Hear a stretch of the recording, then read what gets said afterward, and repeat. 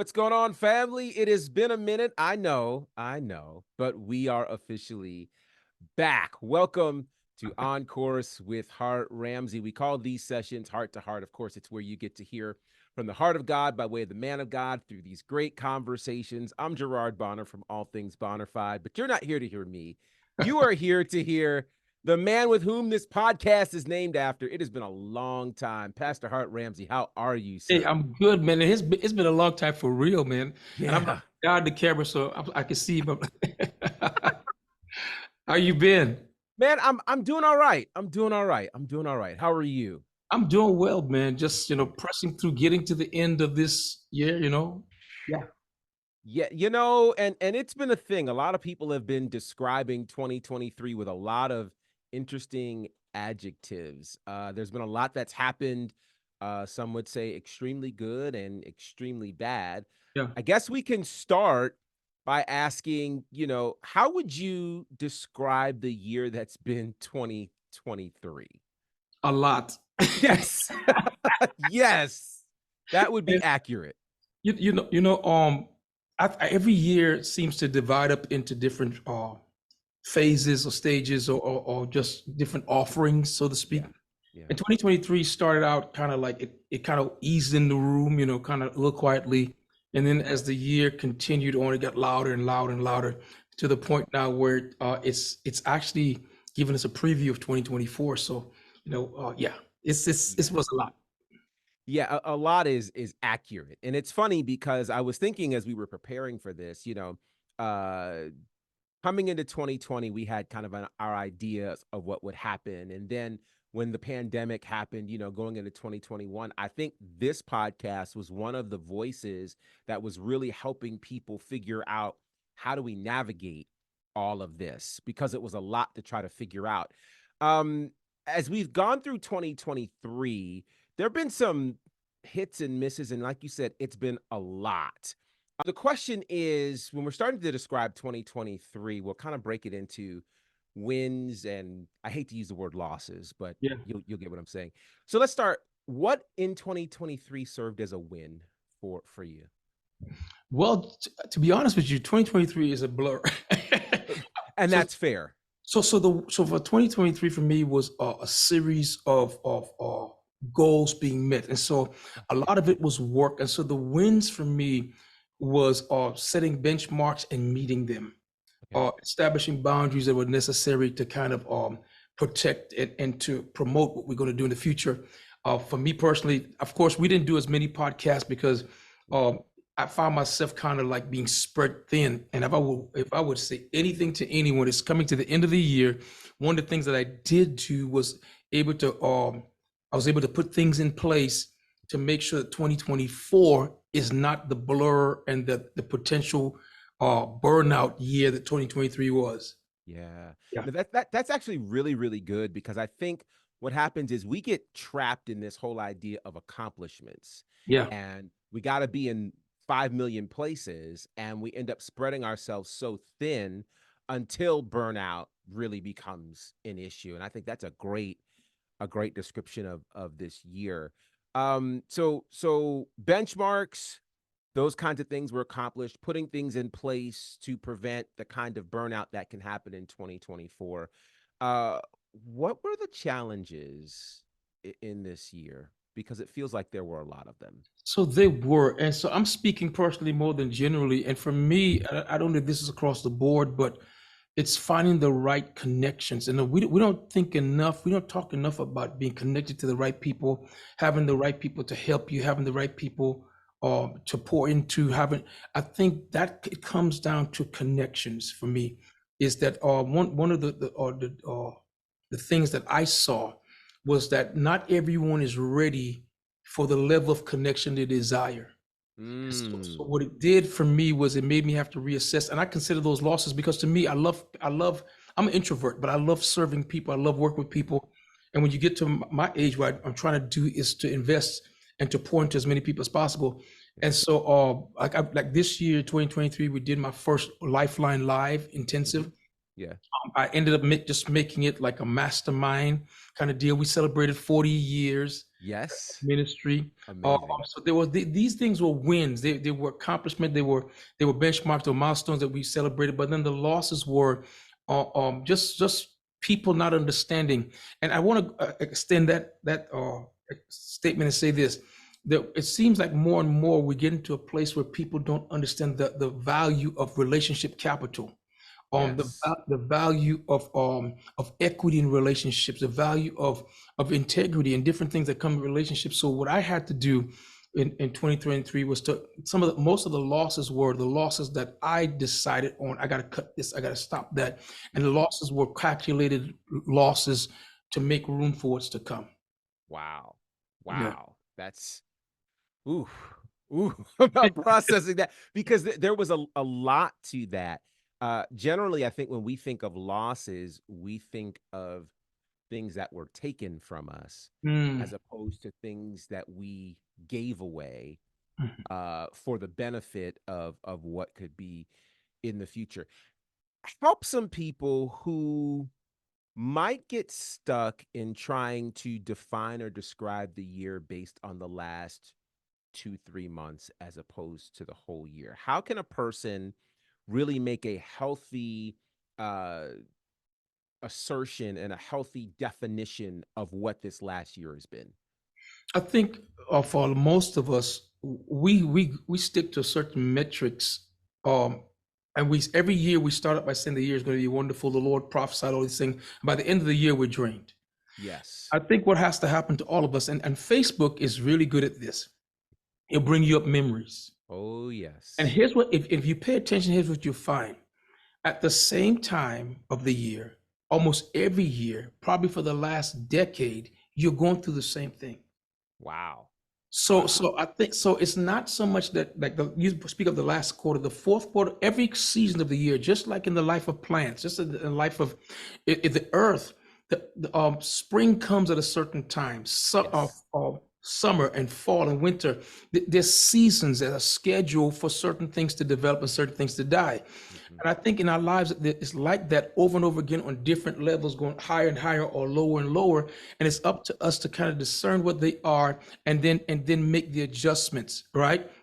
And so what happens to us is we'll say like this in the fourth quarter of this year, I suffer some losses. But if you go back and look at the fourth quarter of every year, you don't suffer Mm. losses, but the leaves fall off the tree. Right. And that's what's happening. You say, well, people leaving, things are leaving. No, I'm losing. No, it's not so much losing. It's the season you're in, and the season is for that. Right. And so, for example, going back to what you said about sometimes we'll think that if something is taken from us, it's a loss, but if we let it go, it's not. Mhm. The Apostle Paul said in Philippians 3, he said, the things that were gained to me, I have counted them loss so I Wow. could gain Christ. So, what he was doing, he's saying, I schedule losses. I'll look at a thing, I assess its value, then I will say, this is a loss, I'm going to cut it off so I could have room for something else. And that's to me what we sometimes misdiagnose a year, we or misassess a year based on what happened. So in the last quarter of this year, if you look, man, we start getting news of different things, even in the media and different things that are huge, and, Mhm. and there's war going on, and all these things are going on, and we're thinking to ourselves, oh man, this is terrible. But if you go back and just take a minute and go back and assess October to December of the last 10 years, the last 20 years, there's nothing different, just different events, Right. right? But it's the season for it. And I Yeah. think, we talk a lot about seasons, Gerard, but I don't think that I really don't believe that we honor the reality that seasonal experiences are real. They're real, Yes. right? Yes. Yes. Oof. Oof. Yes. So, That so I yeah, can go keep ahead. going. Please, please. So no, so I think what happens to us is that even in our own lives, there's certain things that like right before I go into a new thing, right before I start a new venture, God called me to something new. I always get the same exact kind of attacks. Same Mm. spirits, different faces, Mhm. but it's the same type of attack that will come. And so I'm learning now because I've learned to kind of look back in a linear fashion and go, oh, I can line these things up and realize this has been happening in Yeah. different levels. And Yeah. so now I can predict what's going to happen based Mhm. on what has happened in the past because Right. it's just happening at a different level, going higher. Right. Yeah. Wow. Wow. That's good, and that For me, that is big because being an analytical thinker, I pay attention to patterns and time frames and that kind of thing. And that really makes a lot of sense because you're right. We tend to be prisoners of the moment. And because we are prisoners of the moment, we seem to only remember the last 30 days, not Mm, even 60 days or 90 days, the last 30 days. And so we will go, oh my God, this was horrible. Oh my God, this is terrible. And we forget, okay, well, January was different and February was different. And then this happened and then this happened. And this is, to your point, a season, yeah. which means it's not designed to happen forever. You know, it's not designed to do that. You said I wrote this down because when you said it, I was like, ooh, you said I schedule losses. Yeah. Dig into that because I think one of the challenges as believers is we never talk about losses. Yeah. We never prepare for losses. It sounds negative. And maybe, because historically we've been told a lot of things, in terms of trials and tribulations and challenges and things. So we have kind of talked so much about win after win after win after win, which I think there's a period for that. But this whole scheduling losses thing, I think, is really powerful. Dig into that if you would. So when we talk about scheduling and losses, what we're talking about is the things I'm ready to let go. We the Mm, etymology of the word loss, it means to loosen, to ruin, to destroy.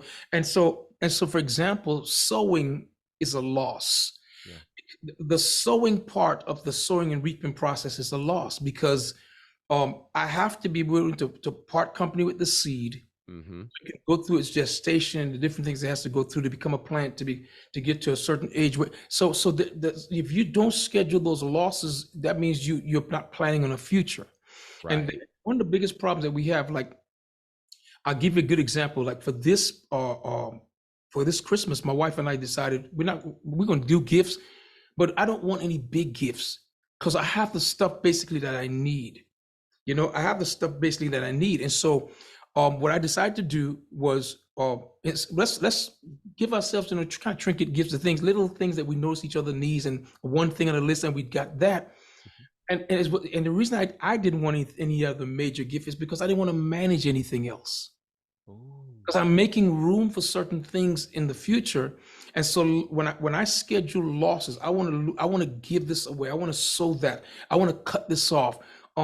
If I'm pursuing a relationship and it's not productive, right? And the person is saying to me, I don't want that level of relationship with you. Then instead of getting angry, then count it a loss and scale it down. You don't have to amputate it, but you can scale it down to what they're comfortable with and Right. see what that's like. You see what I'm saying? Right. I have an idea of friendship. I believe that if you're friends, then you're going to be friends whether you're talking every day or not. If Right. you're true friends, you could pick up where you left off because there's a Mm-hmm. maturity factor that says we have work to do, we have lives to live, we have families to raise, we have business ventures, right? Right. We're truly friends. But then there's some situations where you have to not so much amputate them, but scale them back. And you count it a loss because it may not have been what you wanted in the beginning, but you kind of assess it and say, this is where it is. And I think that we hurt ourselves, Gerard, by not scheduling losses. Like, for example, in my backyard, there's a lot of trees. As a matter of fact, I'm here at the Atlanta home, and there's a lot of trees, right? Mm-hmm. And it's beautiful when the trees are very leaved and they're green. It's beautiful, Yeah. but then it starts to turn, and when it starts to turn, we know that we're going to be seeing clear through to the neighbors' properties, and that so every year we prepare our minds for that loss Okay. because when Yeah. leaves fall and they're going to fertilize the ground and watch this, and then we have to prepare for the our our lawn our lawn service to come, and now Right. they don't have mowers, so now they have leaf blowers. Right. The season changed, and so That's right. the leaf blowers are bring a different type of noise and a different type of. You see what I'm saying? So these Yeah. are things we frustrate ourselves when we don't prepare for loss, when we don't schedule loss, when we don't, like for example in that situation with the lawn, we have to cut back. I don't need you blowing leaves every week like I need you Right. cutting the lawn. So that's Right. to change and adjust for. And I think when I use the term loss, I'm simply talking about the adjustments that we have to make during seasons of life to continue to grow. When we don't schedule loss, We overwhelm ourselves with baggage. We keep things that don't serve us. We find ourselves in a perpetual situation where we're managing too many things, and that leads to burnout, right? Mm.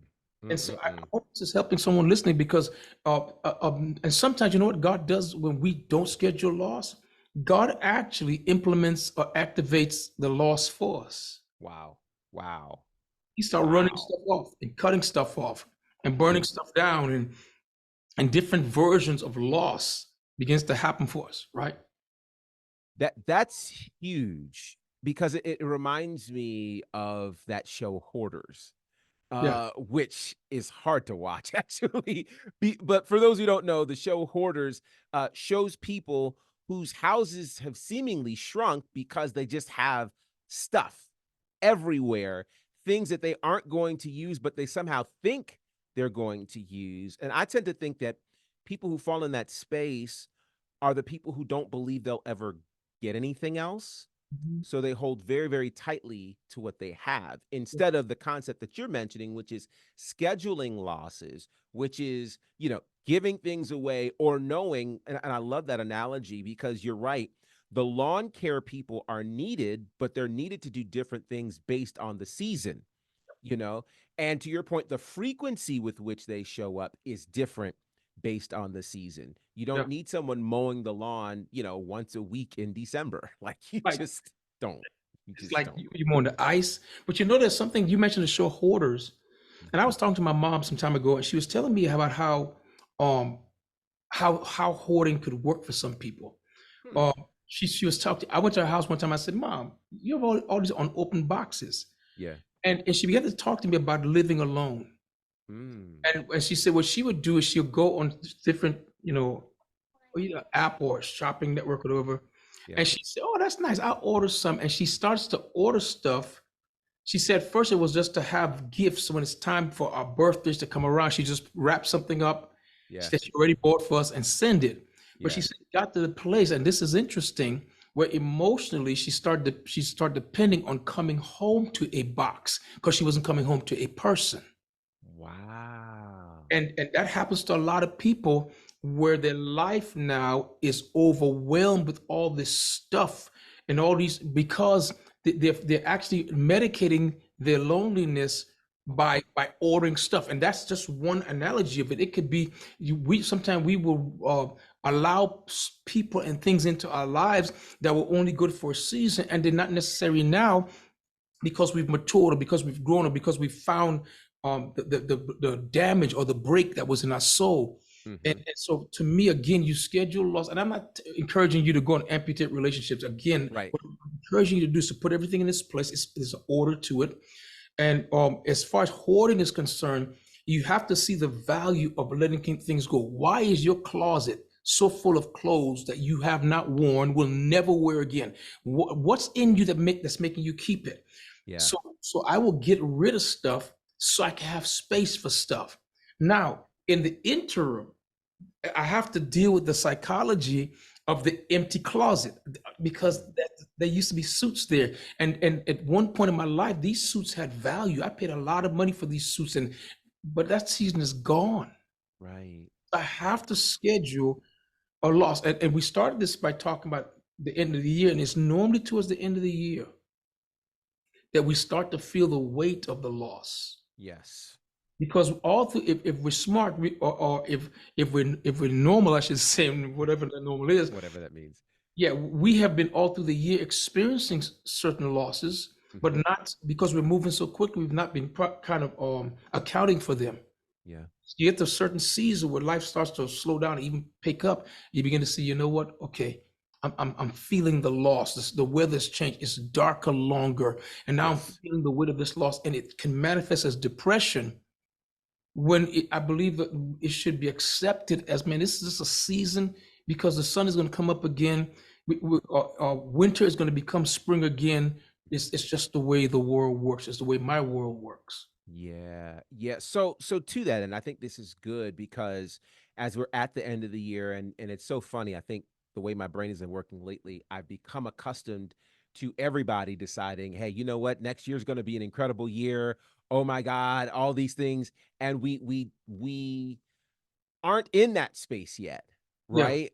So for the person who is looking for some hope to go into this new year because 2023 has taken a lot out of them, what do you say in terms of helping people find the hope to go into the new year uh, with some degree of excitement? Yeah. So I think the mindset has to be, well, first of all, you have to have, I think you need some kind of structure, some kind of system. You're Mhm. going to have some kind of support system, because if you don't have a support system, you can find yourself in trouble, or you may find yourself falling into a hole you can't get out of, right? Right. And so people, my heart about people who are in this, especially now, that's some people are given to this seasonal affective disorder. I think it's what it's called, SAD, Right. where Right. when there's not enough light, and there's not enough uh, if there's not enough daytime or not enough whatever they need, then they find themselves in a situation where they can't get out of the hole. They can't get out of the hole. So they need a support system. That's number one. Number two, I believe that you need to stay in. If you're a believer, you stay in the Word of God, and then if you are part of a believing community, then you be among them as much as possible, right? And then if you get, like, this is the time of year when people get sick, you get the flu, and COVID is lurking, right? So if you're ever by yourself, have people that's checking on you. I think we need connection more than we realize. We need Absolutely. connection more than we realize. So that, I would say, the connection is the main thing. I think you're totally right. It's funny how when we become isolated, that's really when all of those thoughts of doom and gloom and things will never get better end up becoming a part of us. But as Yeah. soon as we can get out into the world and out amongst connection and community, the perspective can change, which I Yeah. think is incredibly important. So let's talk about 2024. I'm not gonna put you on the spot by, people. Everybody wants a prophetic word for 2024. That's not what I want to do. But what I do want to do is see, in your perspective, what should we prep for? Mm. Like, we know, for instance, like there are some things we know you don't need prophetic eyes to know, like it's an election year.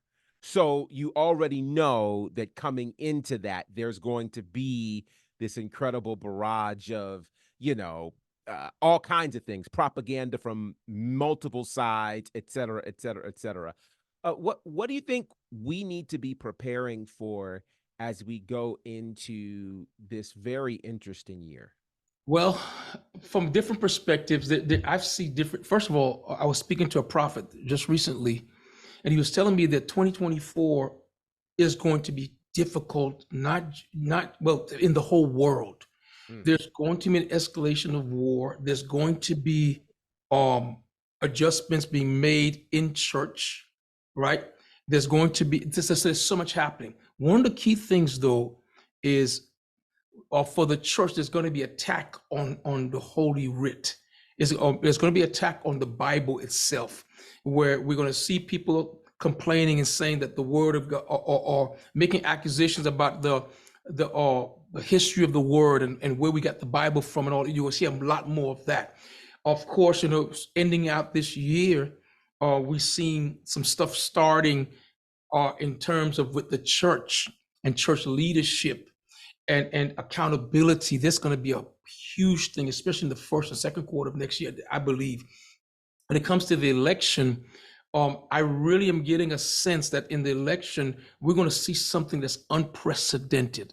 We're going to see something that we have not ever. You know how in 2016 at first we saw something, we're like, okay, that's crazy. In right. 2020 we see something else that was crazy, Hmm. that led to the insurrection at the Capitol. I Yes. think in 2024, America is going to experience something that we've never really seen before, times three. Not, Wow. I'm not saying it's going to be three times as worse. I'm saying there's going to be three specific incidents that's going to happen that we're going to go, oh my God, back to back to back. And I think, on the one hand, you're going to see, matter of fact, I had a prophetic dream the other night, and it came in threes. In the first dream, there was my wife and I were standing in this, like, it was in a hotel. You ever been to a hotel where in the lobby there's a place where they put the continental breakfast and the Oh little yeah. table? So we were in there fixing, and then and there's a glass door, like you could see outside, and there was like a little mountainous landscape, and all of a sudden the mountain turned and it Hmm. became like a rock over us.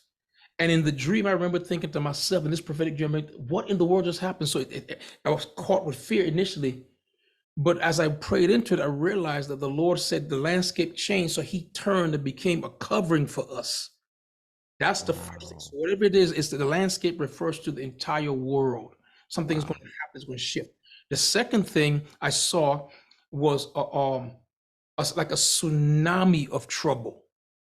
It was a tsunami of trouble that just came.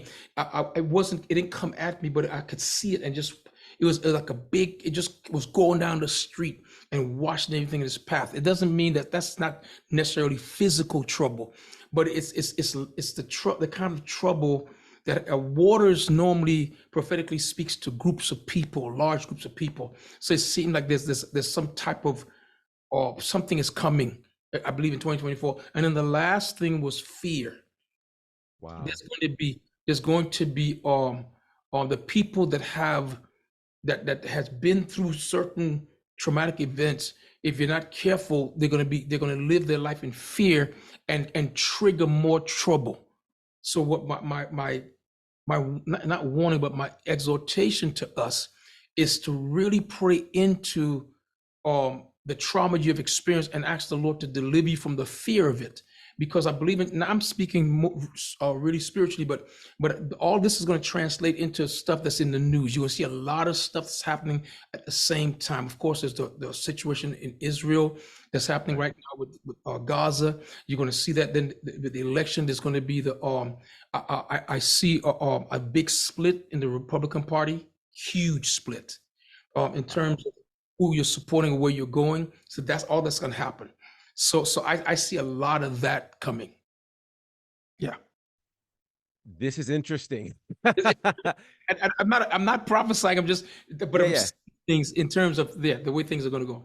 Yeah, it's interesting. So to that end, again, and I asked before kind of what can people do to have hope. So in light of this, because what again is interesting is the last 3 years have seemingly had escalating difficulty. It's probably the best way to say it.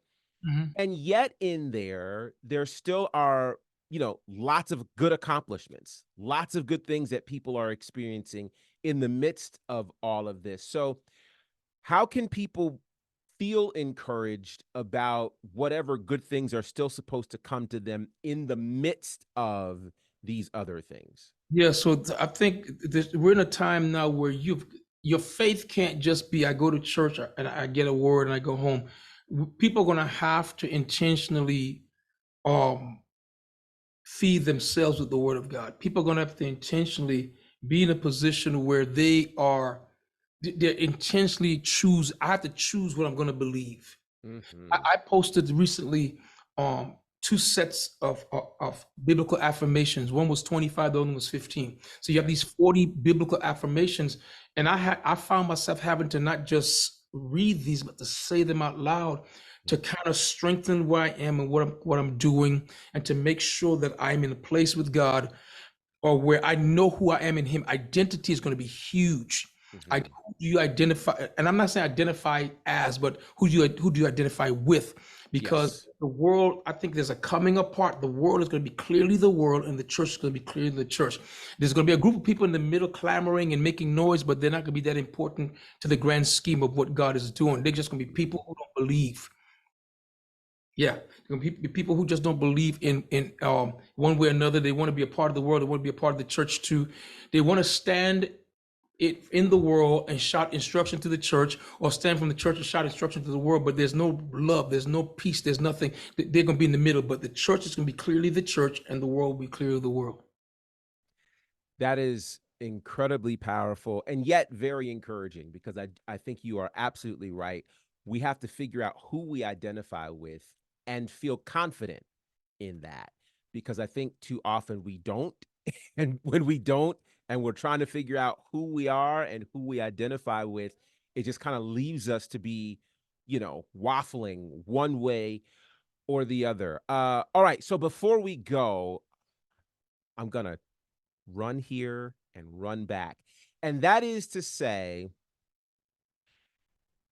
as we're trying to figure out who we identify with, what do we say to members of the church who have historically, because we see it happen, the names change, we talked about it in different, who have a tendency to turn on their own, let's just say that. Yeah. What do we do about that? Because to something that you said earlier, what can become painful is if you think you're associating with the right group of people and something happens and they flip on you, or they turn on you, or they turn on somebody who we hold dear, it then becomes hard to trust those people. Yeah. So what Yeah. do we do in those spaces as the church when there are other people who are identifying as the church who are not behaving as Yeah. we expect the church to behave? So there's a lot in that. So I'm gonna speak to you from this wise. So on the one hand, we have set up these markers that are supposedly identify what and who is spiritual and what's not. So we're thinking people are spiritual because of certain things, but the reality is Galatians chapter 6 verse 1 says, if a brother is overtaken in a fault, you which are spiritual restore such a one in the spirit of meekness, Right. consider yourself lest you also be tempted. So here's the thing. So whenever there's failure, whenever there is scandal, whenever there may be a need for the Lord to chastise one of his own, the book of Romans says that every servant stand and fall to their master. And in the body, in any family, I remember when my father called my brother and said, come on in here, did you do that? And we all stand there watching. My father's going to chastise him. It's in the family, right? We don't look at him and say, oh my God, I thought. It's like, man, we go and kind of console him. Right. Right. Think We would say, man, what were you thinking? And Hmm. he would say, man, I took a chance and I got caught, or man, or he may assert I didn't do it. You know what I'm saying?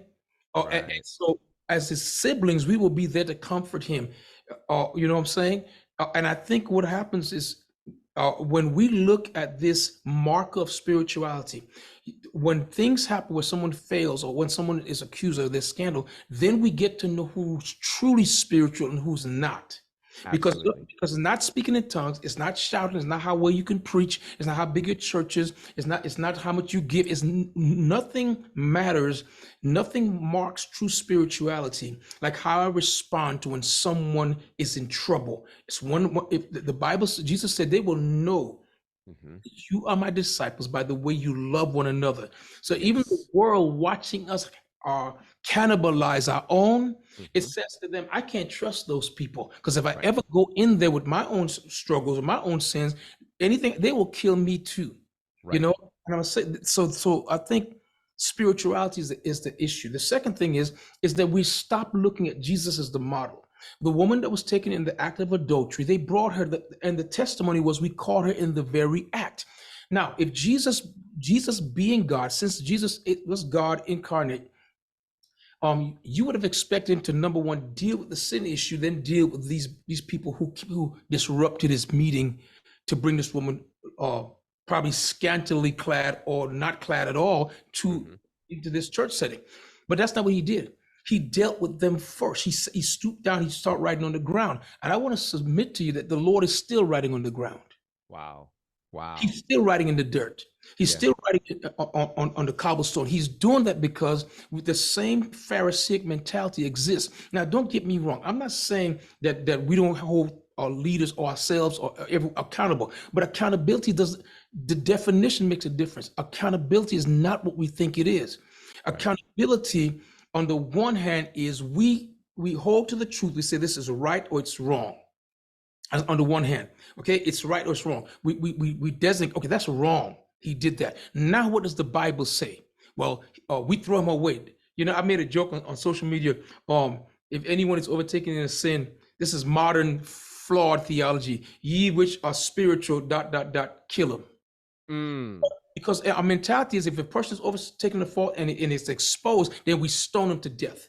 But we have to understand is we cannot have a stoner's mentality. We can't be a rock thrower's mentality, because if that's the case, the order of the Lord was, he that is without sin cast the first stone. And that disqualified every one of those leaders. And mind you, some of those men were senators, in what we call senators today, because they were members of the Sanhedrin, no doubt. And Right. that made them the top tier governing agency in Israel. We have to be careful. We're not. Someone said to me, "Well, what about the people that were hurt by, okay, by any kind of misconduct?" Then we pray for them. We have mercy and compassion to, but we have mercy and compassion because the reality is, um, you're going to have people who are in this thing, and they're wolves, right, in sheep clothing. But every sheep that gets it wrong is not a wolf. Every sheep that gets it wrong is not a wolf. Um, a wolf is going to be a wolf, but every sheep that gets it wrong, and then sometimes God has to pull the cover off a thing to say, you know what? Okay, it's time to shut this down. It's time for us to deal with this. It's time for us to get this right. And as believers, I'm gonna say this and I'll be done. We have to posture ourselves as students, learning, not Mhm. as judges, passing judgment and offering condemnation where compassion is necessary.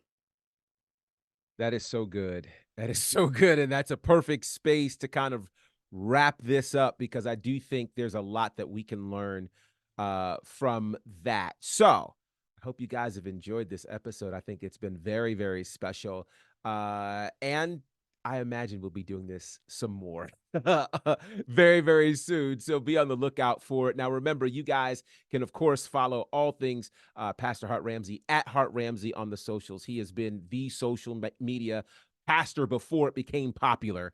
And he's very consistent. So make sure you guys are following him. Make sure you are subscribed to our podcast in all of the places that you are checking us out. And we want to hear your thoughts as well. So if you have thoughts, if you have comments, you have questions, hit us up on the socials using the hashtag Heart to Heart or Hart Ramsey, and or you can obviously reach him on the socials as well, and pose your question, and we'll talk about it here on the air. Until next time, thank you guys for joining us, and make sure we get on course with Hart Ramsey.